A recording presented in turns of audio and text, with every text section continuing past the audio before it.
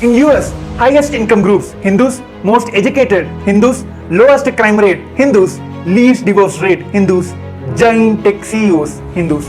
And if you are a Hindu and watching this, then please listen. Your next generation will not have any of this because they are losing Hinduism. One more thing, you are a crime-free and non-violent because you are a Hindu. You have less addiction and depression because you are a Hindu. You are well educated and successful because you are a Hindu. You are happier and contributing more because you are a Hindu. Your parents remains together because they are Hindus. So please wake up now, otherwise the next generation will not have any of this. Let's first see what we have now before we go into what we are going to lose. Globally, Hindus are the most happiest, most non-violent, peaceful and contributing people.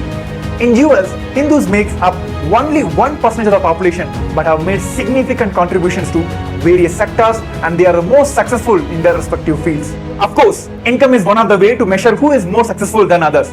So let's start with the income level. Hindus are the highest income groups in US, surpassing others by 20%, with 48% of people earning an income of more than 100,000 US dollars per year. 1% of the population, but accounting for 8% of founders of high-tech companies and 1/3 of the technology startups in Silicon Valley. 1% of the population, but comprising 13.5% of all the startups in US. The collective value of these startups exceeds 195 billion US dollars and employ over 50,000 people. Hindus founded 11.5% of nearly 650 unicorn companies in US. An estimated value of 300 billion US dollars in tax revenues each year, contributing approximately 5 to 6% of the total income taxes. 16% of the US companies have Hindu CEOs. Some well-known companies are IBM, Google, Microsoft, Adobe, FedEx, NetApp have Hindu CEOs. 60% of the US hotels are owned by Hindus. These hotels generate about 700 billion US dollars in revenue annually and they create more than 4 million jobs directly or indirectly. About 35 to 50% of all the convenience stores in US are owned by Hindus, generating over 350 to 490 billion US dollars in revenue annually. These numbers proves Hindus are the highest income groups in US. So let's get into the education side. The most educated religious group in US are Hindus by 77%. 49% have postgraduate or professional degrees compared to 15% of other groups. 80% at least have bachelor degrees compared to 33% of other groups. 96% of Hindus have higher education. This is 2.5 times the national average and the highest among all the groups in the US. Hindus have 21% higher than the average year of formal schooling. 70% of colleges in the US have Hindus in their leadership role, such as deans, chancellors or directors. More than 70% of Scripps National Spelling Bee winners are Hindus. 7% of doctors in US are Hindus and in UK it is 9%. All this is okay. What about crimes?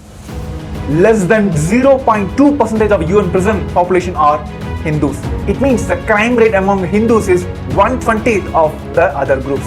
For example, if there are 100 Hindus and 100 non-Hindus, the number of criminals among Hindus is 1, while it could be more than 20 for non-Hindus in the same population. Also, the number of Hindu prisoners in the US is decreasing every year and this rate is fastest among all the communities. Hindus are also least likely to be a substance abuser by 3.4%. So let's get into the family structure as well. The average divorce rate in US is more than 40%, whereas for Hindus is less than 5%. Also, Hindus have done a high level of charity, contributing over 3 billion US dollars for universities since 2008 and between 1.5 to 2 billion US dollars for charity every year. Of course, today, yoga and Ayurveda become integral part of American lifestyle. Festivals like Diwali, Holi are widely celebrated across US, showcasing the vibrant cultural heritage of Hinduism. And these festivals are celebrated by all other groups also, which proves all inclusiveness of the Hindus. So coming to the conclusion, the stats proves that Hindus are the good people and they only contribute. Hindus do not terrorize, do not colonize, do not convert. Hindus only work hard contribute and live blissfully. Of course, this is well known to the entire humanity, but now the shocking factor about Hindus and Hinduism is the next generation is losing Hinduism. One side, due to the high-level brainwashing by the Hindu-phobic and Hindu-mesic forces. On the other side, even the Hindu parents are not able to impart the fundamental principles and utility values of Hinduism as an experience to their kids. They are losing these values in the name of modernization. Report says by 2050, Hindus will not have 50% of their next generation. Either they will be converted or become unaffiliated. So we Hindus have a huge responsibility now.